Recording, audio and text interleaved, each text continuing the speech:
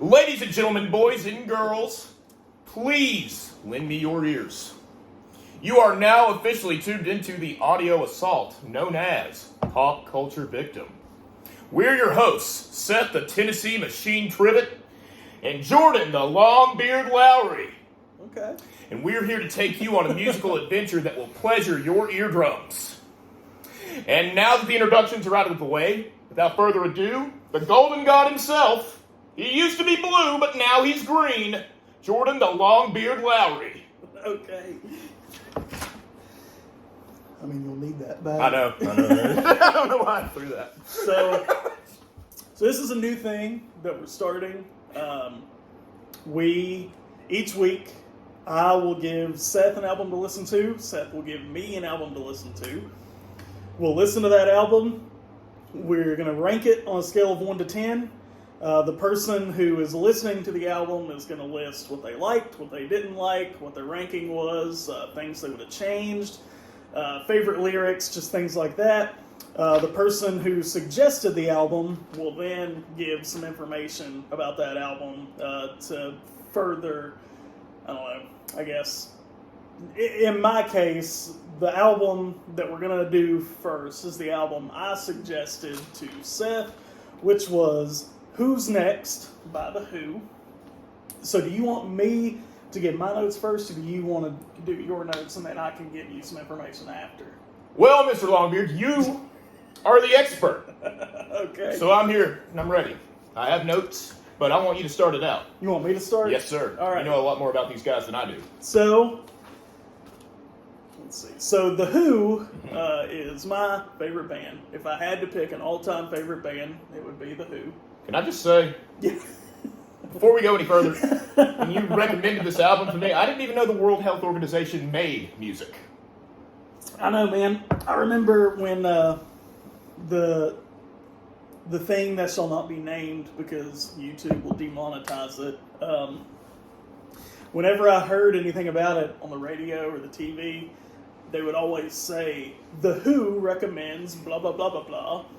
And I thought, why are Pete Townsend and Roger Daltrey so involved with this? All of a sudden. But it turns out I'm just an idiot. Same. And they're talking about the World Health Organization. So, anyway, The Who is my favorite band. This is not my personal favorite album by them, but it is their most well-known, and critics view it as their best album. And I would say from a technical and producer standpoint, it probably is. Well, dude. But my personal favorite is The Who by Numbers, which is the 2 albums away from this one. But check that out when you. But this one, I thought, this is actually a really good introduction for people who don't know The Who or are not familiar with them. This is a good album to introduce them to. Yeah. So it was released on August 14th, 1971. 52 years ago this year. Or 51 years ago this year. Can you believe that? 51 years. The 70s was 51 years ago. 50 years ago, man. I hate that. It is their 5th studio album. So all the songs on this album came from... The album before this was Tommy, which is sometimes classified as the first rock opera. So what it is it was more than a concept album. The story of Tommy told a story. Each band member played a different character, and it came with a lyric sheet, and it told you which character was singing what parts, so you could follow the story. So it was a huge success, Tommy was. So Pete Townsend, who was the primary songwriter of The Who, said, okay, well, I'm going to try and do another rock opera. So he created this idea called Lifehouse. And what it is, the story is very convoluted, very complicated. Basically, it takes place in the future. Pollution is so bad that people can't leave their homes. And what it is they plug into this thing called the grid. And they have things called life suits. And they put these suits on, they plug into this thing called the grid. That's where they get all their entertainment. Pete Townsend basically thought up an early version of the internet. That's crazy. The life suit represents like VR goggles and stuff, and the grid where they get all their entertainment represents the internet. And this is 1971 when he had this idea. So there was actually an article, I can't remember who put it out, but there was an article not long ago, and it was just titled, like, Did Pete Townsend Create the Internet? Like, go read that, because it goes into more details about the idea of why it's so closely related to the internet. But anyway, the band and the rest of the band and their management did not understand the concept. Tommy had a really cohesive concept. The story was very easy to follow. Lifehouse was not. It was very convoluted, like very complicated to really understand what was going on with the story. So their producer, because what they did, they recorded like close to 30 songs for the Lifehouse album, because it was going to be another double album, just like Tommy was. But their producer, who was Glenn Johns, convinced them, like, hey, he basically convinced Pete Townsend, like, hey, a lot of people don't understand this concept, and I'll be honest, I don't either. He's like, so what we need to do, you should just do a single album with the best material from the project. So that's what they did. So all the songs on this album, except for My Wife, which was written by the bass player John Entwistle, and it was just a late inclusion to help fill some time. You want to know something funny? What? That's my favorite song on Is the album. That's your favorite one? I love it, the horn section. Yeah, well, the horns were actually played by John Entwistle, too. Really? Yep. So this was one of the first albums that had horns on it that The Who did. Later albums, like, they became a bigger part. The next album they released after this, called Quadrophenia, it's got horns all over the place. Nice. And they were all played by John Entwistle, because he actually played like French horn and trumpet and stuff like that. So he already knew how to play those, so he added those in. When you have a rock and roll band that can also add horns into their, you got it. Yeah, and so all the songs except My Wife came from the Lifehouse project. Teenage Wasteland. That makes so much sense now. Yeah, there was that, because there's two versions of that, so, well, technically three. There is the Baba O'Reilly version that we know on the album. Then there is Baba O'Reilly instrumental, which is an almost 10-minute instrumental version of Baba O'Reilly. And then there was the actual song called Teenage Wasteland, which was supposed to be the first song in the Lifehouse project. It follows like the same kind of musical stuff, but it's got completely different lyrics.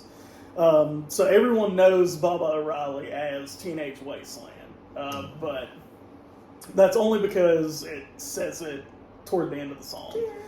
But yeah, that's what it's talking about, is the pollution in the future where this story takes place. A lot of the themes in these songs will make more sense now that you know that that's kind of the story.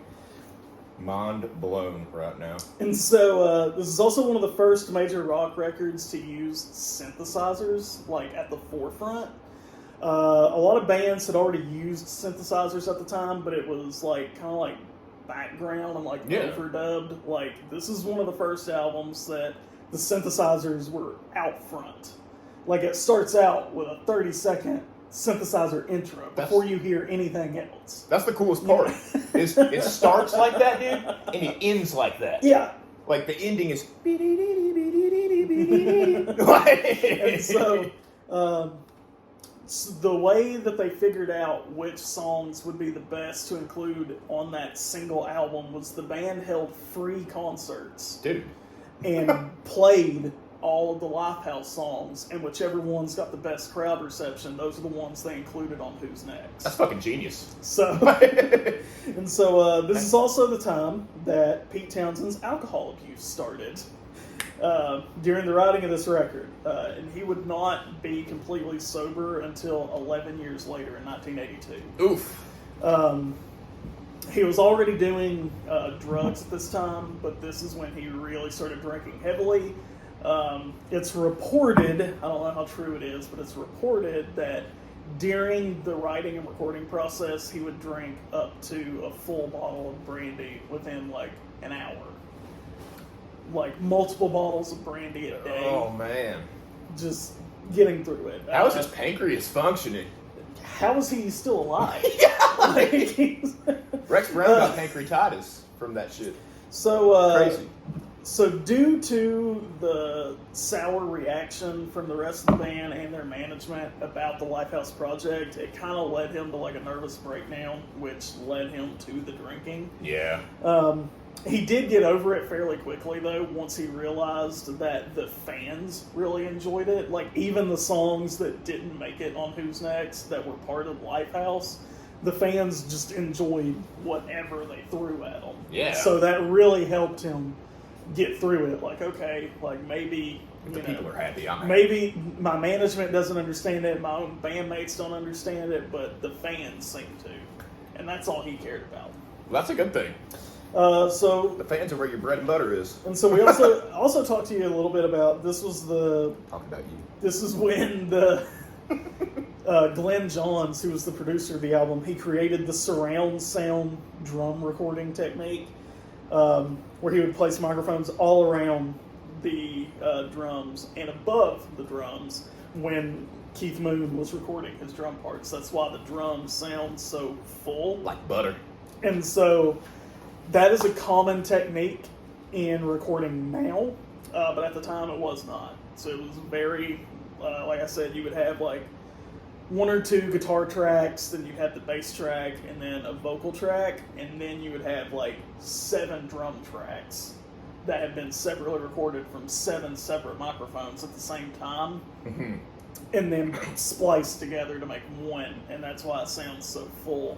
I may get some shit in the comments for this, but after listening to this album, Keith Moon overnight became my favorite drummer. This guy is fucking insane.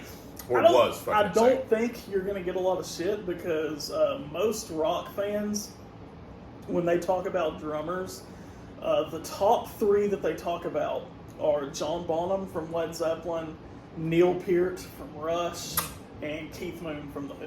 Oh, yeah. Those are always like the top 3 that everyone talks about. Neil Peart could fill in for Keith Moon, more than likely. Well, the drummer, this is not related to the album, but the drummer that they have now, his name is Zach Starkey, who is actually Ringo Starr's son from the Beatles. He is the drummer for The Who currently. That's so fucking cool. He's been with them since like the mid-90s.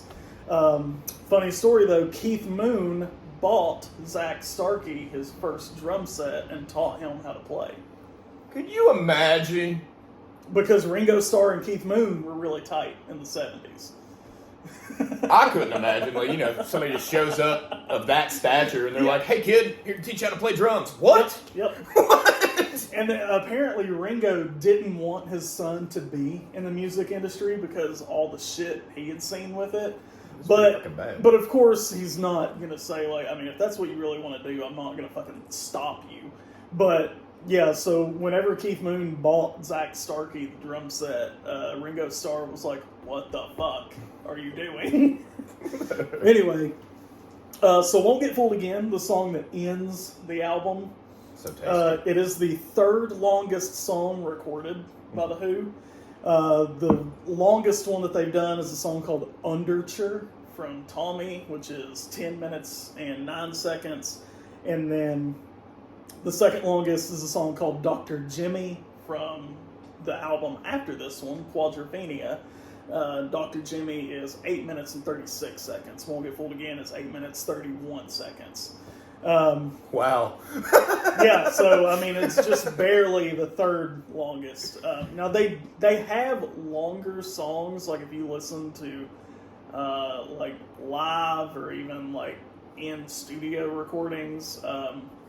One of the longest ones they have, like on an official release, is the My Generation Jam from the Live at Leeds album, and it's like 16 minutes. Because they were, at this time, they were a jam band, pretty much. Like, if you listen to them live from, like, 1970 through 1982, like, a 3-minute song would become 5 to 6 minutes because they would just jam on it. That would be so... dude, to go back in time and go to a Who concert and only have to pay like $14.50. Yeah. Like... Another short fun fact is some of the master tapes for this album are believed to be lost because Virgin Records bought Olympic Studios in the 1980s and threw out a bunch of the old recordings because they didn't realize what they were. And so a lot of the master tapes for some of these songs are thought to be, like, lost just wherever. Well, I know why they're called Virgin Records now. They've never done that shit before. So this is also the band's only album that went to number 1. Really? Yeah, this is the only album that they had that went number 1. Another fun fact, they never had a number 1 hit single either. You'd think Who Are You would be. Nope. That's crazy. It was not a number 1. The closest that they got in the United Kingdom, My Generation in 1965 reached number 2. And the closest that they got in the U.S. was I Can See for Miles from 1967, got to number 9. That is a great song, though. So they only broke the top 10 a couple of times with singles, and this is the only time that they had a number 1 album. Critics are usually wrong, that's the reason. So, yeah, speaking of that, based on all professional reviews of the album from the time of its release to today, yeah, it is the 38th most celebrated album of all time.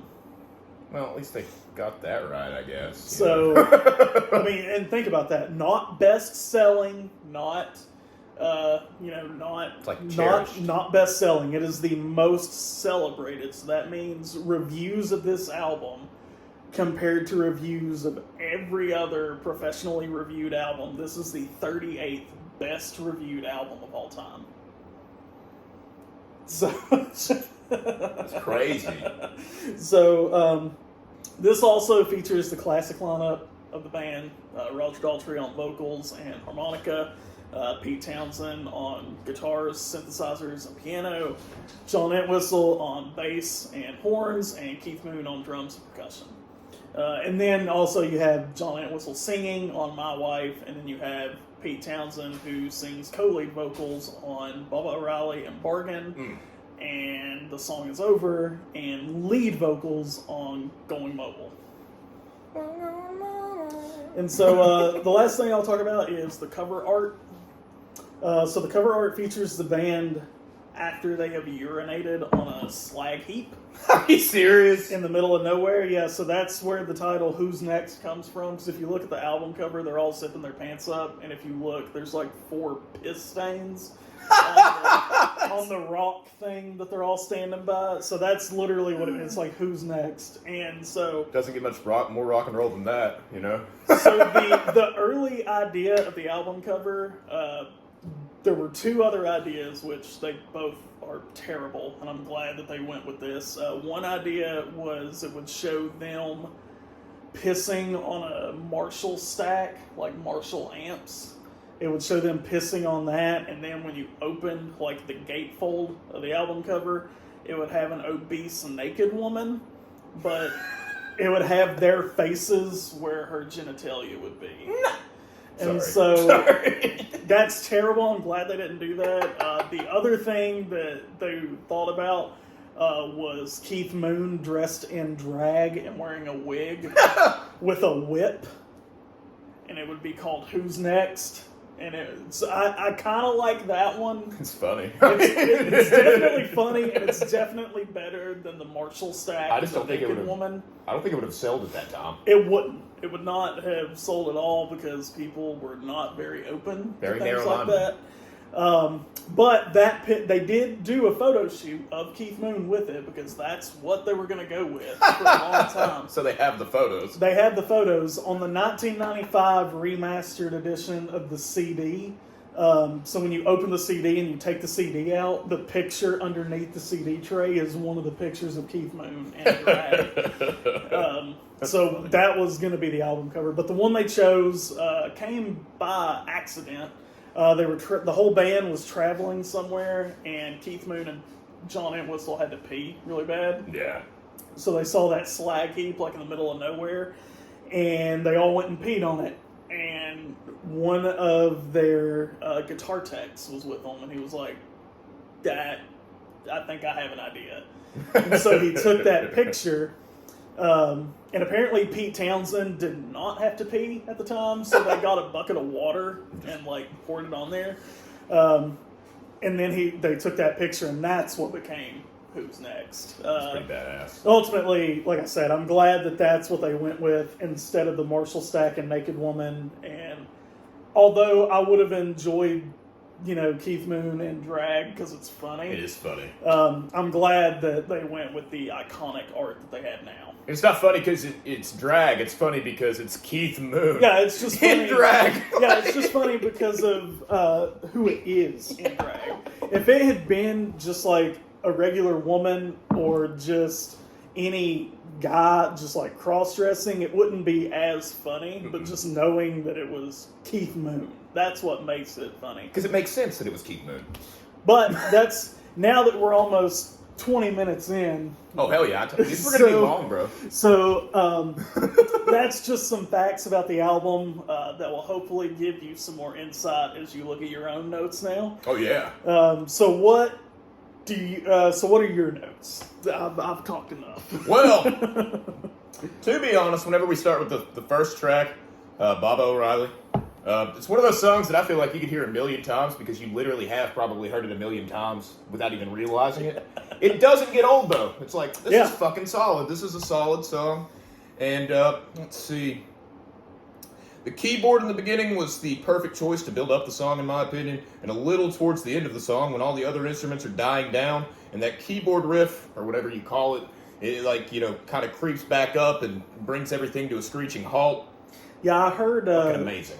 The intro part, I heard another person review this album, and what they said, something along the lines of, at the point when you're starting to get tired of the synthesizer at the beginning, that's when everything comes in. It's like the perfect moment of like, okay, like it's time for a change, and then boom, there it is. Everything comes in, yeah. And my favorite thing about the synth, though, is it's throughout the entire song. Yeah. You're not gonna, if you pay attention, which it's easy to hear, it's there consistently. Like, they built the entire rhythm and what have you around that, which I thought was fucking brilliant.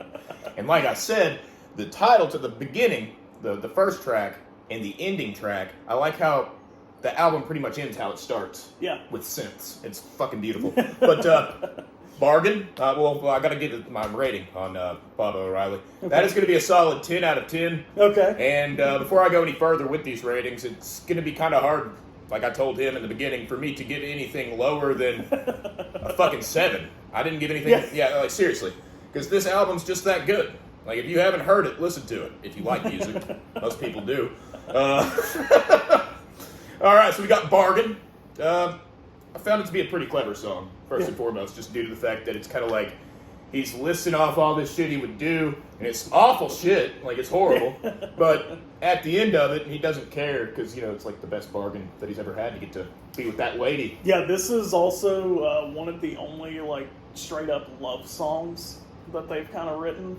Oh, this is a love song? Yeah, I mean, that's what it is. So Pete Townsend writes most of the lyrics. This is one of the most straightforward love songs that they've done.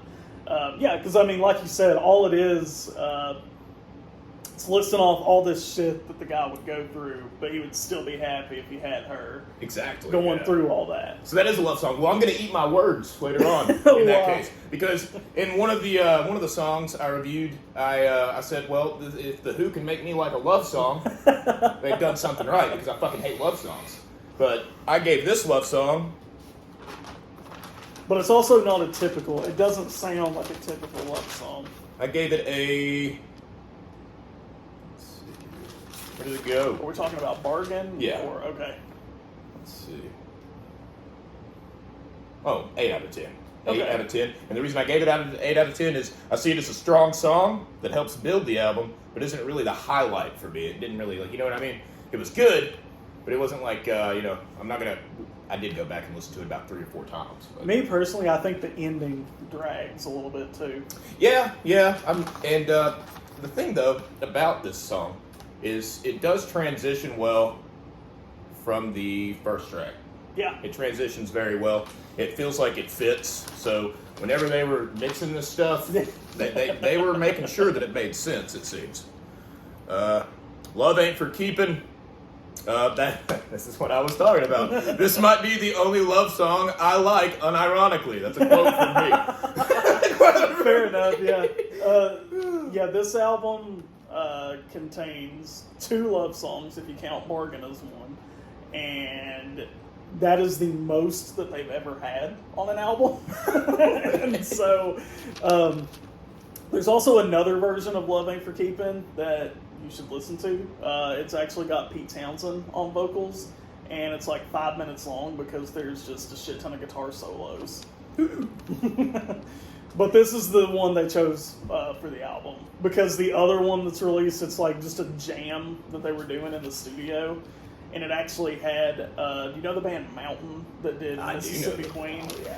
So the guitarist Leslie West from Mountain was actually in the studio with them, and they did a jam on Love Ain't For Keeping. So it's got Pete Townsend and Leslie West like trading guitar solos throughout the whole thing.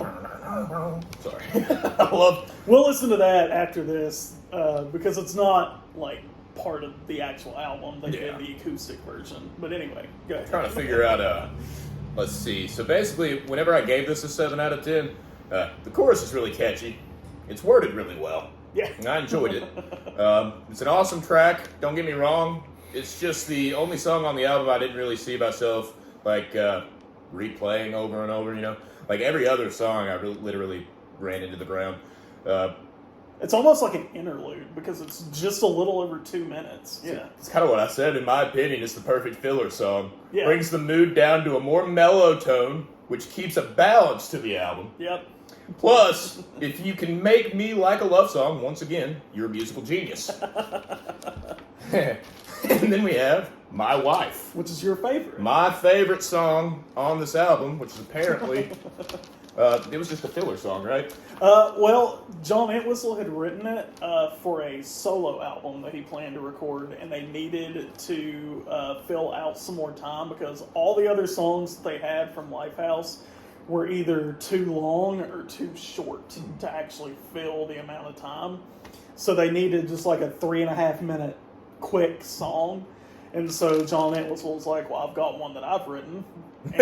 And he had written songs for albums before, so it wasn't like this was like the first time. They were like, yeah, give us what you got. And They didn't Ringo starring. Yeah, they were pretty open about anyone that wanted to write could write. The only album that has any other writers besides Pete Townsend and John Entwistle, though, is their second album. And it's the only album that features songs written by all 4 members. Tell you what the best part about this song is. It's near the end. Go listen to it if you haven't. The fucking horn section on this is crazy. If you like horns. You should have a pulse. If you don't like horns. If you don't like horns, you shouldn't have a pulse. But that's just an opinion. I don't want you to die. I love you guys. We're here for you, the people. But anyway, kind of pander, man. Yeah, we can't state that as fact. Exactly. It's strictly opinion. It is just opinion. I love you all.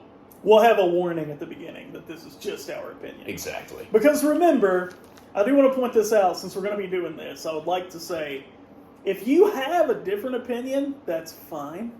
You can say in the comments what you like or don't like about it.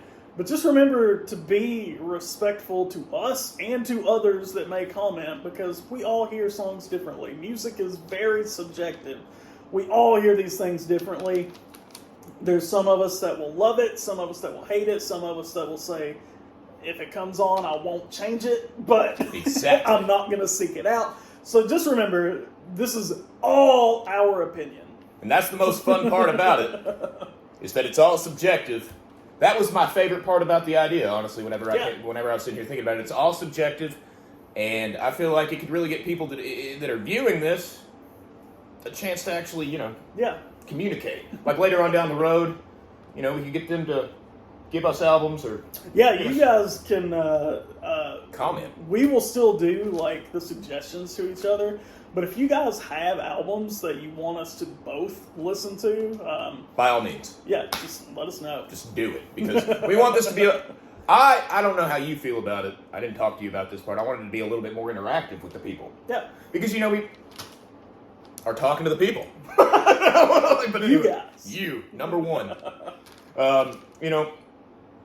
10 out of 10 from my wife. Tasty 10 out of 10. That's what I put. Tasty 10 out of 10. And that's because of the rhythm. And it's hard, but somehow mellow, which is confusing to me. I like it. That's a lot of the Who, like especially their 70s and 80s albums. Like it's hard rock, but it's still so like kind of laid back at the same time. It's hard to explain. It's like the perfect mix.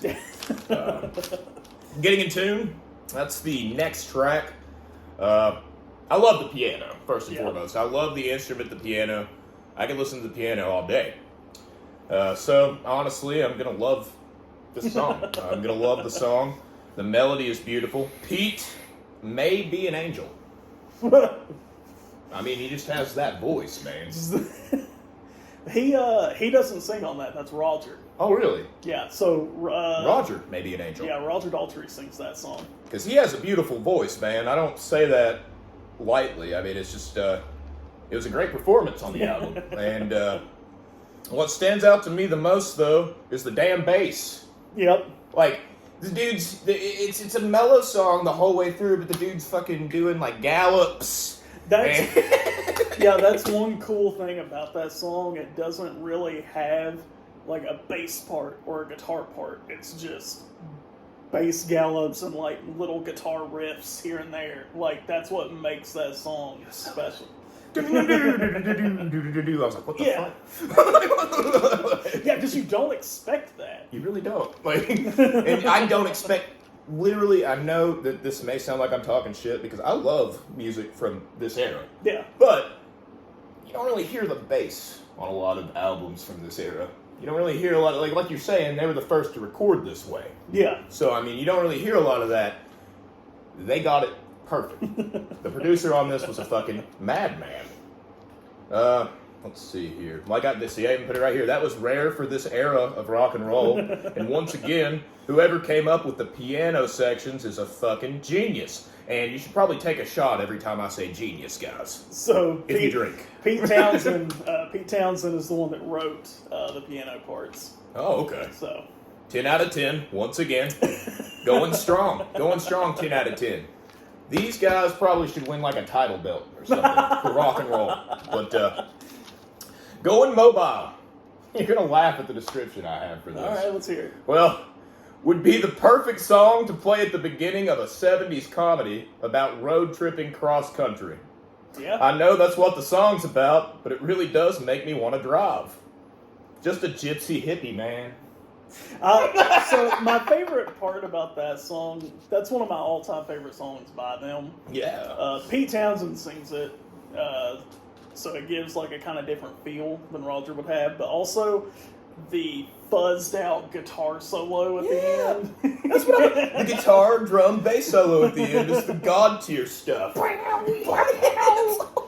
It's almost like it's so psychedelic, which psychedelic music had died just a few years before this. And so just to hear like that super fuzzed out guitar fuzz. solo. You ever heard Atomic Rooster? Yeah. I love fuzz. I love fuzz. But just the way it makes me feel, I gave it a 10 out of 10. When I hear it, they wanted that song to make people want to travel and adventure. Shit, the song is an adventure. I mean, let's see. A bit quick, but given the subject matter, it makes sense. It's perfect. Yeah. It's like 2 minutes, which is what I would imagine speeding down the highway would feel like. And Behind Blue Eyes. Who hasn't felt this way before? Dude's depressed, but still has hope and wants vengeance served. with a price. I also like the fact that it's like 2.5 minutes before the drums come in. The producer, Glenn Johns, actually made a joke. He said that's the longest time that Keith Moon has ever been still. Probably. And yeah, so it's also funny because Keith Moon is the only one in the band that had brown eyes. The other three had blue eyes. I also find it ironic here that he states nobody knows what it's like to feel these feelings. Because, yeah, I get it, man. I understand where you're coming from. Yeah, I mean, it's very... relatable. Pete Townsend at this time was, let's see, he was born in 45, so 55, 65. He was only 25, 26 when he was writing these songs. So, I mean, that's still young. Yeah. Like, people view it as like, oh, you're an adult. But no, that's still fucking young. I'm 28, and I'm like, I still feel like I do. Or I still feel like I did when I was 17 sometimes, you know what I mean? 70 is when you start getting old. That's when it really starts breaking down. And so, literally, like, I mean, everyone knows that. Like, because when you're in those types of feelings, it's like, man, no one has ever felt this way before. When in reality, of course they have. Yeah. Like, that, it's the human condition. So, yeah, it really is. Everybody gets bummed out. If somebody doesn't get bummed out, they're on some real good pills. Yeah. Mom, not even necessarily. Pete Townsend was on drugs. Oh, you got a good point. He still felt the same. You got a good point. I didn't think about that. Okay. So what was the rating on Behind Blue Eyes? Well, my favorite part has to be when it randomly picks up. Yeah, out of nowhere. Yeah, it's like, what the fuck? And you just like jam into it. And I have a favorite line from it too. Okay. If I swallow something evil, shove your finger down my throat. Yep. What a kick-ass line. Yeah, just shove your finger down my throat. Yeah, and it's so like, because the next one, if I shiver, give me a blanket, keep me warm, let me wear your coat. Like, it's just so cool, simple. Just, but I mean, blew my mind. And you guessed it. You fucking guessed it. 10 out of 10. This album is fucking spotless. Spotless. It's a perfect album. That's what I said. Giving this song anything less than a 10 would be an insult to anyone with actual taste. Okay. That's just how I feel. And then we have Won't Get Fooled Again. Did I skip a track? Yeah, I think you skipped The Song Is Over. God. But I do have an opinion on The Song Is Over. Okay. I didn't know that it was actually part of that album. I thought that it had been like cut or something. Because whenever I looked it up on YouTube, which is what I used to listen to it, and only had the 8 tracks. And I was like, this is an 8-track album. But, yeah, that song, pretty solid. Yeah. It's the slowest one that stays slow. Yeah, it's got a piano section. I'm trying to recall all this because I listened to it, but I didn't give it like multiple listens because I didn't think it was part of the album. Which is my mistake, folks. Won't happen again. I'll get clarification from this guy from now on. I'll send you the track list of the albums. I'll do the same for you. Because I remember you were specific. You wanted to just do the album. And I thought, okay, so that's just the album. Yeah, because we're not going to do like deluxe editions or like... You know, even some regular albums will still have, like, the bonus tracks on it. Well, this was already 39 minutes, so, I mean, you know what I mean? If we were to go into a deluxe album... Yeah. The deluxe... the super deluxe edition of this album has, like, 50 songs. Jesus Christ, so, we'd be here all day. And which I would complain. Because it's got, like, the full album, then it's got, like, the full album remastered, then it's got, like, the studio outtakes, then it's got other tracks from Lifehouse, then it's got some live stuff thrown in that they recorded. So, I mean, I would recommend it, but just for reviewing the actual album, yeah. We're going to have to keep it it simple, stupid. KISS. Won't Get Fooled Again, though. Yes. Doesn't it suck? No, really. Doesn't it suck? How relevant this song still is today. To today. Yeah. It's bullshit. Today. But it's a great song. I mean, but what the notes that I have, this came out in 1971, and it fits today's political climate perfectly. Everyone's always coming along saying they're going to change things and bring the world together with puppies, flowers, and baby kisses. And then guess what? None of that shit happens. Everything just stays the same. Dude, you're one of the first people that have listened to that song and like clearly got what the message was. It's like everyone comes along every 5 to 10 years with some kind of new revolution, and the only things that end up happening is everything stays the same or people end up getting screwed over. Yeah. And you know, that's not even trying to get too political. That's just how it is. That's just what happens. I mean, it's documented perfectly in the song. I love how it starts with the keyboard and ends with the keyboard. I'm going to say that a lot because I do. I love the keyboard first and foremost. Or is that a synthesizer? I think it's a synthesizer. I need to quit calling it a keyboard. But it had to be planned. To the untrained ear, though, it sounds like a keyboard. Because when I first heard this, that's what I thought it was. Because the way that Pete Townsend had it programmed, it sounds like an actual keyboard. and they're...